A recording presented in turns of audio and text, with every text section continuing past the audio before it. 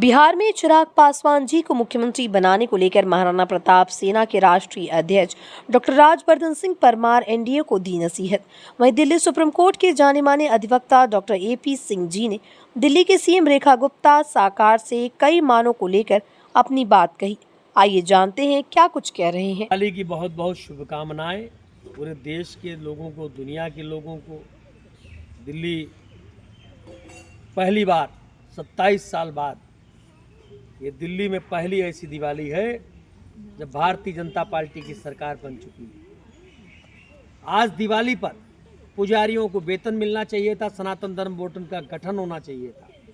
ये सनातनी सरकार है, हमने बड़ा प्रयास किया है, कई साल आंदोलन किए हैं, यात्राएं निकाली हैं कि पुजारियों के सम्मान में महाराणा प्रताप सेना मैदान में सनातन धर्म बोर्ड का गठन हो, पुजारियों को वेतन मिले, बाजार मुक्त दिल्ली बने, नशा मुक्त दिल्ली बने, जुआ मुक्त दिल्ली बने, ऐसी तमाम जो योजनाएं हैं। लेकिन मैं फिर भी दिल्ली की मुख्यमंत्री आदरणीय बहन रेखा गुप्ता जी से कहना चाहता हूँ कि अगली दिवाली तक सनातन धर्म बोर्ड का गठन हो, पुजारियों को वेतन भी मिले, वरना मुझे दिल्ली सरकार के खिलाफ भी जंतर मंतर पर बैठना पड़ेगा। वर्तमान समय में जो वहाँ के मुख्यमंत्री हैं उनका मानसिक स्वास्थ्य ठीक नहीं है, पहला विषय। दूसरा विषय, भारतीय जनता पार्टी के पास कोई चेहरा नहीं है, तो भारतीय जनता पार्टी को डिक्लेयर कर देना चाहिए, चिराग पासवान को मुख्यमंत्री बना देना चाहिए, एक दलित चेहरा। और हमारे श्रद्धेय स्वर्गीय रामविलास पासवान जी के अधूरे सपनों को पूरा करने के लिए चिराग पासवान जी इतने काबिलियत मुख्यमंत्री बिहार में नहीं होंगे। अगर दलित चेहरा, उधर तो क्लियर है ना तेजस्वी यादव, इधर क्लियर होना चाहिए चिराग पासवान। और अगर चिराग पासवान के चेहरे पर चुनाव अगर बिहार का लड़ा गया तो एनडीए मजबूत भी होगा, एनडीए सशक्त भी होगा, एनडीए की सरकार भी बनेगी। क्योंकि अब जनता ये जान चुकी है कि वर्तमान की सरकार मानसिक स्थिति गायब हो चुकी है। नीतीश कुमार के नाम पर अब कोई मतदान नहीं करने वाला है। भारतीय जनता पार्टी को स्पष्ट करना चाहिए कि चिराग पासवान एक तो दलित हैं, दूसरे एक युवा हैं, और ऐसे व्यक्ति को बिहार जैसे राज्य का मुख्यमंत्री बनाने के लिए प्रस्ताव देना चाहिए भारतीय जनता पार्टी। अब पिछली बार का विषय अलग है, जब जागो तभी सवेरा। बच्चा छोटा होता है, फिर बड़ा होता है, फिर ताकतवर और ऊर्जावान होता है। हमने भी कहा था अजमेर दरगाह नहीं, पवित्र हिंदू मंदिर है, सरकार उसकी जांच करे। आज हम सुप्रीम कोर्ट का डायरेक्शन ले गए हैं, आदरणीय एपी सिंह जी के नेतृत्व में हमारे संगठन के प्रभारी है। आज बाकायदा उस पर जिला न्यायालय हमारी सुनवाई कर रहा है। एक समय था लोग दिल्ली उड़ा रहे थे कि देखो ये मूर्ख हो गए, अजमेर को चैलेंज कर दिया। आज डिस्ट्रिक्ट न्यायालय में महाराणा प्रताप सेना का एप्लीकेशन सबमिट है, उस पर विचार कर रहा है, तारीखें पड़ रही हैं। तो मैं तो समझ रहा हूँ मेरी जीत है। तो निश्चित तौर पे कल क्या हुआ अलग विषय है, आज क्या हो रहा है। अगर भारतीय जनता पार्टी का कोई सबसे सहयोगी दल है, सबसे सहयोगी अगर उसके पास सांसद हैं, सहयोगी क्षमता है, तो चिराग पासवान है। तो दलित चेहरा है, यूथ है, ऐसे व्यक्ति को अगर मुख्यमंत्री का चेहरा एनडीए बनाता है, मोदी जी के विश्वसनीय भी हैं। बिल्कुल मोदी जी के हनुमान है। अगर ऐसे व्यक्ति को मुख्यमंत्री एनडीए बनाएगा तो निश्चित तौर पे आने वाले दिनों में आपको उनकी गतिविधि भी दिखाई देगी।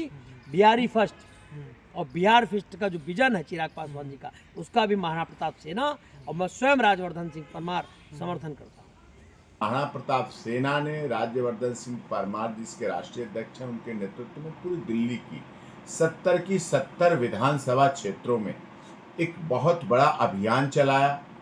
देश भर के कार्यकर्ताओं ने यहाँ पूरा लोगों में जाके संपर्क किया कि किस तरह से सनातन धर्म के रक्षार्थ, जो कि राष्ट्रहित भी सम्मिलित है उसमें, उसी के द्वारा राष्ट्रहित होना है। राष्ट्रहित सर्वप्रथम है।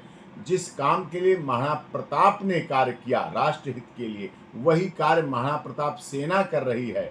और महाराणा प्रताप सेना उन्हीं सबका समर्थन करती है, सहयोग करती है, जो लोग राष्ट्रहित की बात करते हैं। तो राष्ट्रहित के अंतर्गत ही दिल्ली में सनातन धर्म बोर्ड की स्थापना होनी चाहिए, ये आज की बड़ी आवश्यकता है। दूसरा, जो पार्टी ने वादा भी किया था और विचाराधीन भी था, पुजारियों को वेतन मिले। इस दिवाली पे तो नहीं मिल पाया अभी, चलिए सरकार की पहली दिवाली थी बहन रेखा गुप्ता जी की, लेकिन हम लोग ये चाहते हैं कि अगली दिवाली से पहले जो पुजारी हैं उनको वेतन मिले, ये आवश्यकता है, अपना चुनावी वादा भी है वो पूरा होना चाहिए। दूसरा, बिजली के बिल में बहुत बड़ी भेदभाव है। भेदभाव, मैं तो सब धर्मों को समान मानता हूँ, सर्वधर्म समभाव की भावना रखता हूँ, लेकिन क्या सरकार बिजली के बिल में सर्वधर्म समभाव रख रही है? मंदिरों का बिजली का बिल कॉमर्शियल आ रहा है, जबकि दूसरे धर्म के अनुयायियों के जगह पे डोमेस्टिक आ रहा है, घरेलू। मतलब जमीन आसमान का फर्क हो रहा है। वो जमीन आसमान का फर्क नहीं होना चाहिए। समता, समानता, समरसता, सर्वधर्म समभाव, सर्वजन हिताय, सर्वजन सुखाय दिखना भी चाहिए।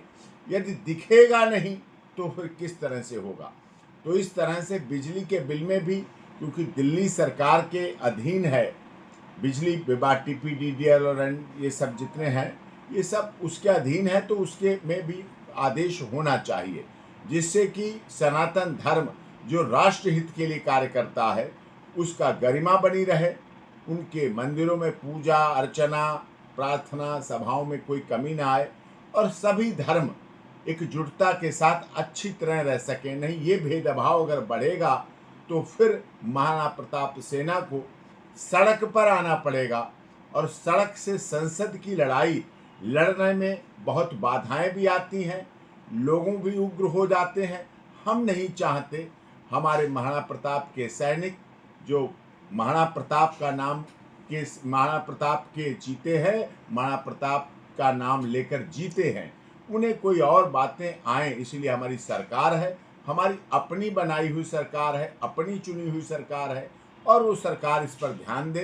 पुजारियों का वेतन, सनातन धर्म बोर्ड का गठन, और साथ में बिजली के बिलों में जो आते हैं वो डोमेस्टिक आए, घरेलू आए, और मैं तो कहता हूँ एग्जम्प्ट होना चाहिए बच्चों के भविष्य के लिए। आज अगर केस बढ़ रहे हैं, आज अगर अपराध बढ़ रहे हैं, आज पॉक्सो बढ़ रही है, रेप बढ़ रहा है, घरेलू हिंसा हो रही है, दहेज के केस आ रहे हैं, घर टूट रहे हैं, बिखर रहे हैं, तो इसका कारण यही है, कहीं ना कहीं हमारा सनातन धर्म कमजोर हो रहा है। और सनातन धर्म का बोर्ड बनेगा, गठन बनेगा, तो निश्चित तौर पर सनातन धर्म का मजबूत बनेगा, और जब सनातन धर्म मजबूत होता है तो सारे धर्म भी सुरक्षित होते हैं। जब सनातन धर्म मजबूत होता है तो अन्य धर्मों की भी सुरक्षा हो पाती है, संरक्षण हो पाता है। इसीलिए ये मांग